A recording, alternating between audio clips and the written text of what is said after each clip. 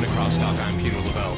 Is it deja vu all over again? The United Nations nuclear watchdog, the IAEA, claims in a new report that Iran is moving ever closer to possessing a nuclear weapon. Critics of the report claim nothing new or even damning has been revealed.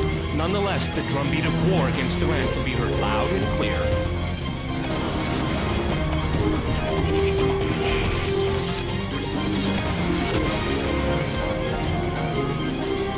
Crosstalk Iran's nuclear program. I'm joined by Mark Levine in Washington. He's a senior fellow with the Truman National Security Project and talk radio host. From Rutgers University in New Jersey, we have Hushan Amir Ahmadi. He is a professor of international development and policy. And in London, we cross to Patrick Hayes. He's a journalist and political commentator. All right, gentlemen, this is Crosstalk. That means you can jump in at any time you want, and I very much encourage it. But first, Masha, we're calling this program Iran Deja Vu. Appropriate? I think rightfully so, absolutely. Concerns over Iran's nuclear program have been growing steadily for more than a decade, with Western countries like the United States and Israel expressing suspicion that the program could be used to develop nuclear weapons.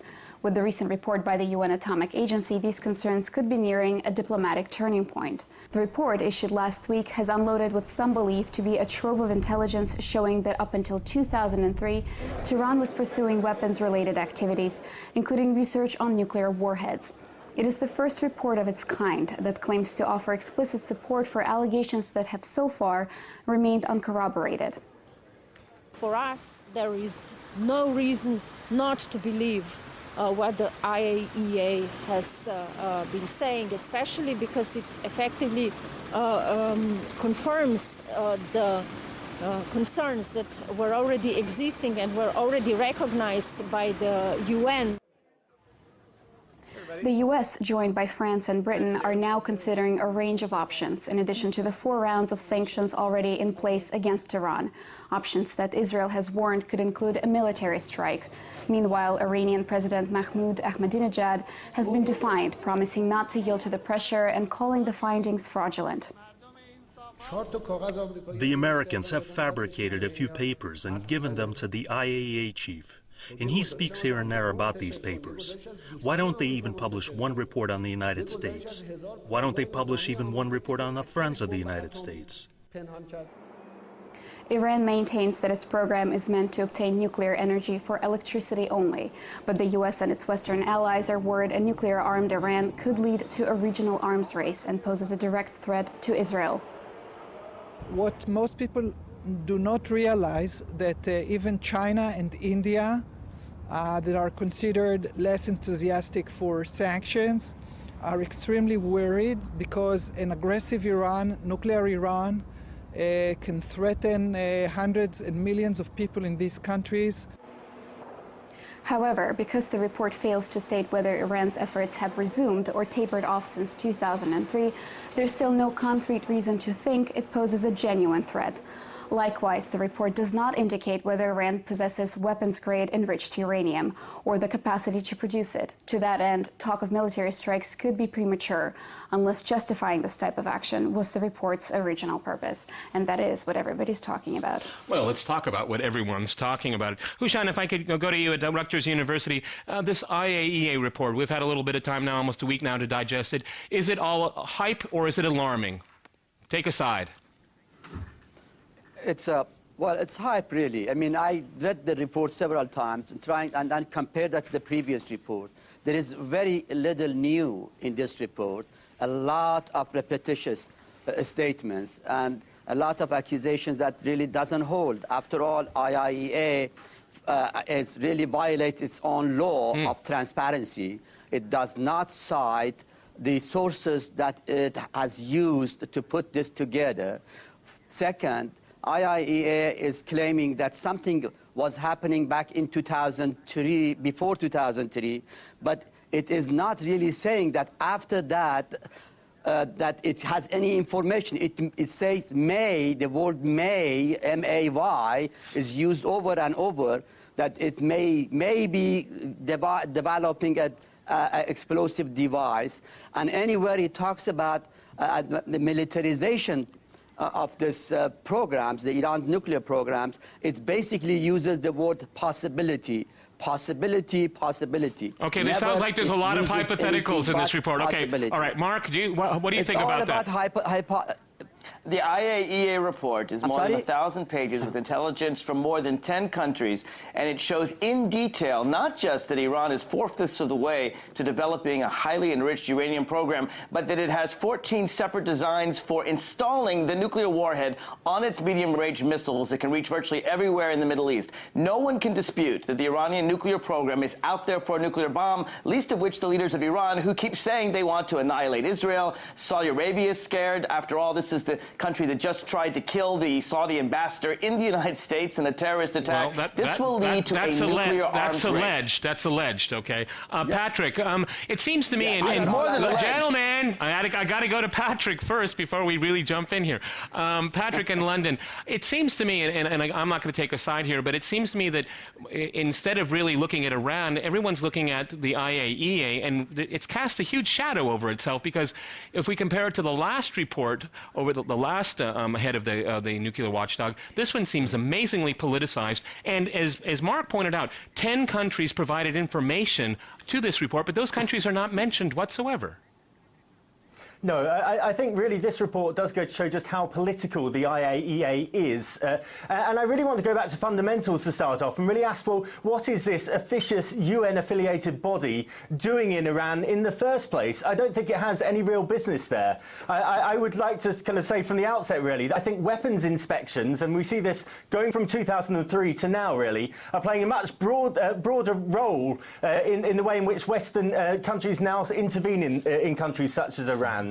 Then I think really what you get is the worst of both worlds. You get kind of Western intervention, but they do it in a very dishonest way. So they try and do it in this neutral kind of way through using these kind of arms like the UN, like the IAEA, to go in and basically poke their noses around sovereign countries and interfere. And I think they should back out completely. And actually, I think in many ways, this kind of intervention will put on hold a lot of the uprisings that we've seen in the Middle East and could potentially prevent, you know, the Arab Spring from developing any further. Okay, Mark, you seem very disapproving. Go right ahead. I definitely am. Look, the IAEA has performed a tremendous function here, and it's very careful. You should be very careful to note that this is a United Nations body. The IAEA, for example, very clearly said that Iraq did not have weapons of mass destruction, and on that basis, many Americans like myself very much opposed the Iraq war. Now they're telling us that Iran is hell-bent on developing a nuclear weapon, and I'm inclined to believe them. And if you're worried about the Arab Spring, if you're worried about the Persian people, the people who are doing the Green Revolution, we know that if their government develops a nuclear weapon, there is no way they will finally achieve democracy, freedom for women, and rights in Iran. Listen, if Gaddafi had nuclear weapons, I'm sure the Libyan people wouldn't have achieved democracy either. Let's separate. Okay, Hushan, go ahead, jump in. Mark, I think let's make the distinction between Iran domestic issues and its international matters very clear here. That's the Iranian people's business. They want to overthrow the regime or otherwise. That's a different business. We are talking about Iran's nuclear program. First, let me say that I am against weaponization and nuclear programs, and you know, I mean, for military purpose in the Middle East, including Israel and including Iran and Pakistan and India and elsewhere. Let's put that on the table. But the point here is that this particular report that we are talking had created more commotion and sensation that it really offers in real terms. And I think the IAEA, as I said, violates its rules of transparency. It must come clean and bring and tell the world who these sources are, what the countries have provided these resources. And beyond that, I think if IAEA really is interested in coming to an end, to a clean solution with Iran, it really has to promote Mr. Lavrov's plan. Lavrov, foreign minister of Russia, he has put an incredible plan, a workable plan on the table for the United States, Iran, and 5+1.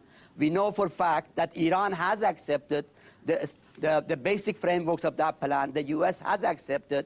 In fact, within that plan, Iran accepted to go along and approve the additional protocol of the UN. Okay. Hushan, if we can stick with, I'm sorry, Hushan, if I can go to Mark here. I mean, the New York Times reported that the head of the IAEA actually went to the White House and presented his findings 12 days before it was released. I mean, why does the U.S. get to check it off first? I mean, it's the IAEA, it's the United Nations body. Why is only one party given access to it, or is it to check, make sure the outcome is right? I mean, it does look a bit suspicious here. I don't see it as much suspicious at all. Look, if anyone's going to take military action, it will probably be the United States, and that's why the United States has the strongest encouragement to seek sanctions so that we don't have to rely on the last resort, which is military action.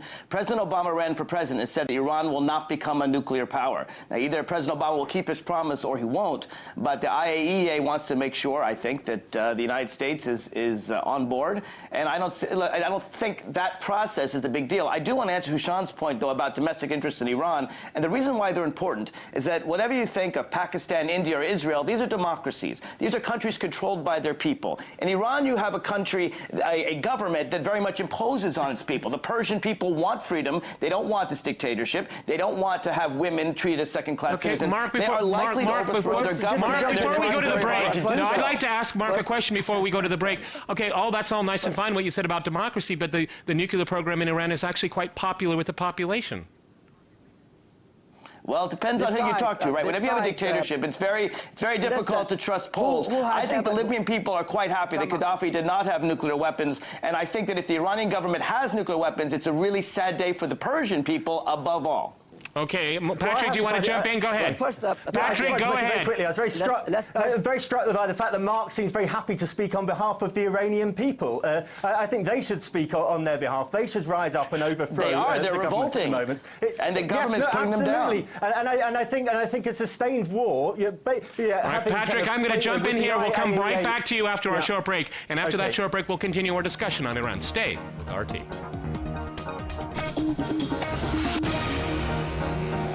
Welcome back to Crosstalk. I'm Peter Lavelle. To remind you, we're talking about Iran and its nuclear program.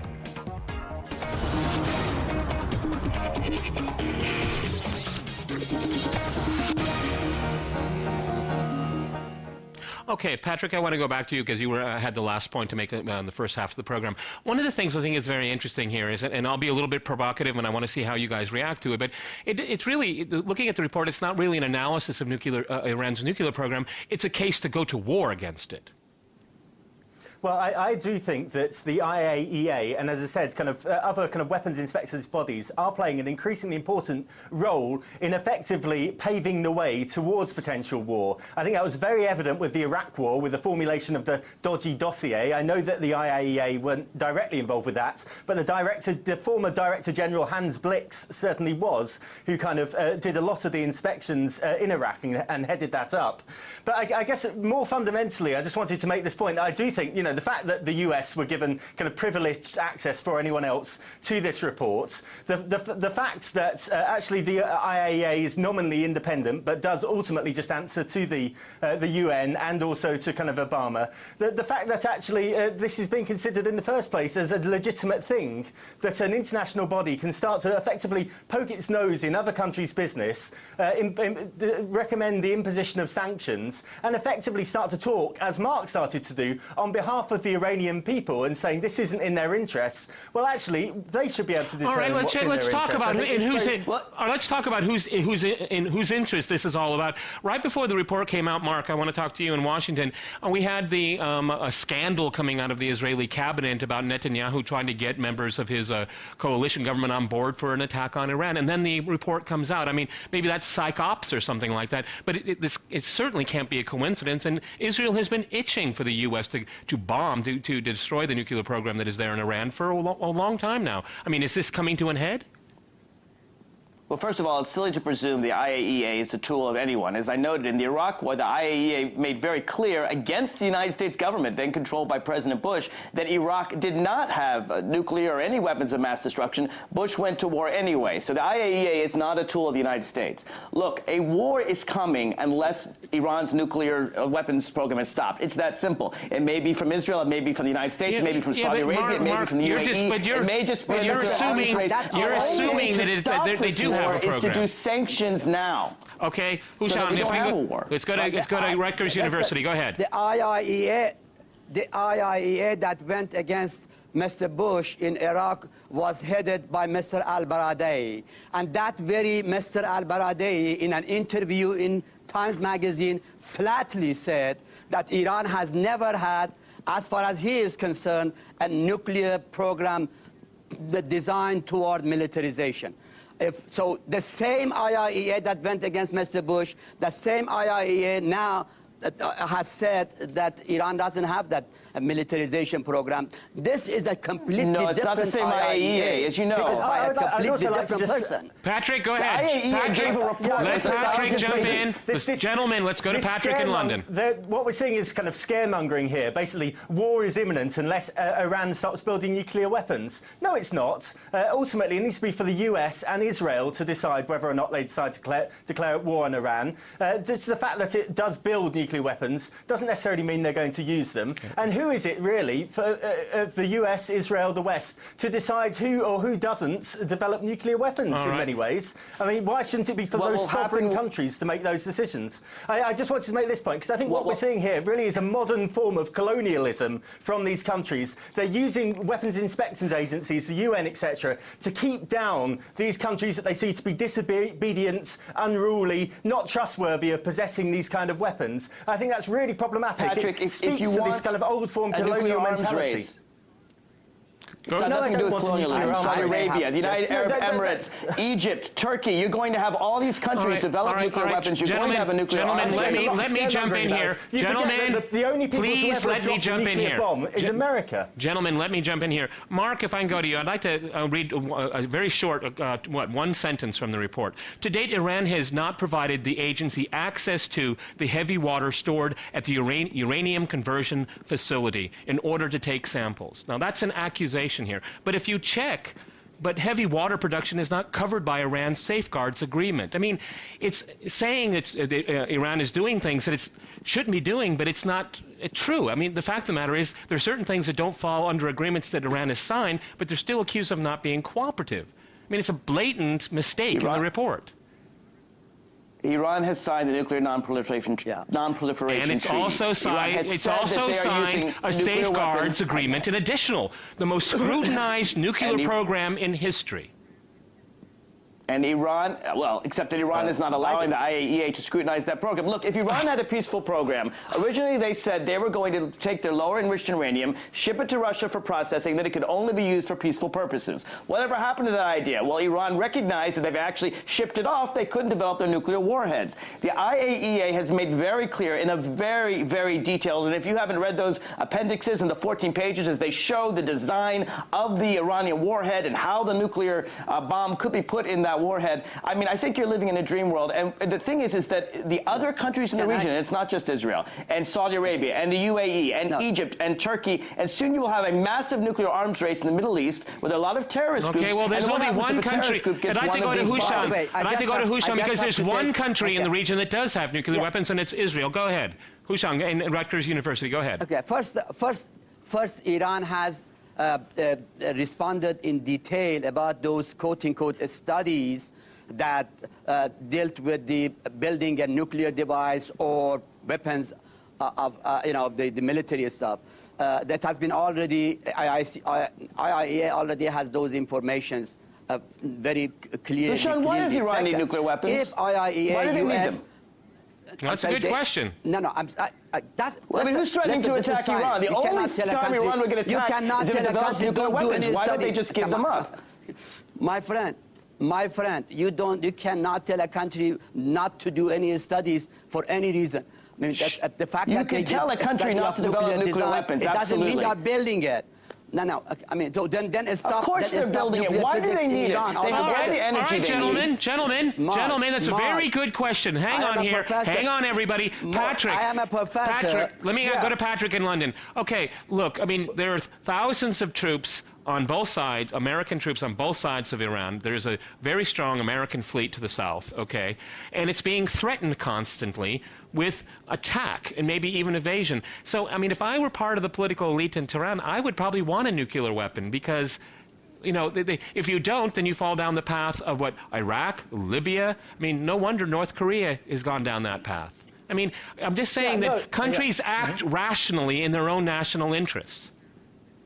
Yeah, I think they do. And I think in many ways it wouldn't necessarily be in Iran's interest to develop a nuclear bomb because, I mean, as they point out at the time, if they had one or two, then obviously they could be completely obliterated by Israel and the US, etc. Right. I think what we're seeing here to an extent is an erosion of kind of moral authority from the West in many ways. They now feel they need the IAEA or other inspectors to go into these countries and effectively build up this evidence base that allows them to intervene in one way or another. Why can't they, it just speaks to America's lack of confidence, I think, in many ways, that it no longer feels it has the moral authority to intervene. But even so, I think that moral authority is very problematic. What we're doing here is when we're saying, oh, there might be an arms race, or the UAE may want to develop nuclear weapons, other countries in that region might do, it's basically saying the only people who are civilized enough to possess nuclear weapons or this kind of power are the kind of superiors in the West. I think that's a very patronizing and one country in the world has actually used them. And one has actually used them. The United States has used those weapons. Okay. Exactly. Go ahead.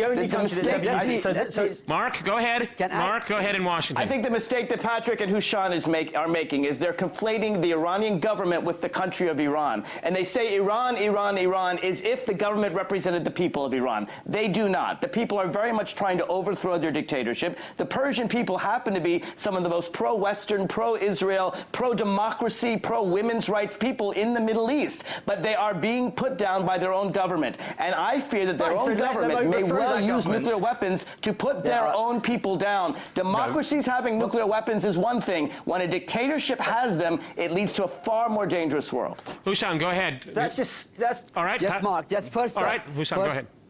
Please understand there is no Persian people. There are Iranian people. Persian also is a small one group of the ethnic community there. So that's Iranian, not Persian. That's number one.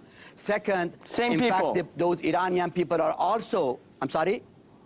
Those Iranian people are also the same people, the Iranian people, the Persian people. Sanctions. They are suffering from American sanctions, from Israeli war threats. They are suffering from the regime. Yes, you are absolutely right. The point here is this. I believe if the United States wanted Iran to build nuclear weapon, it is trying to do its best to do it. I mean, what the U.S. is doing, what Israelis are doing, are really pushing the Islamic Republic toward weaponization. I think there is a plot out there to move the Islamic Republic in that direction. Let me explain to you. Let me explain. Mr. Lavrov, the foreign minister of Russia, has put a plan on the table.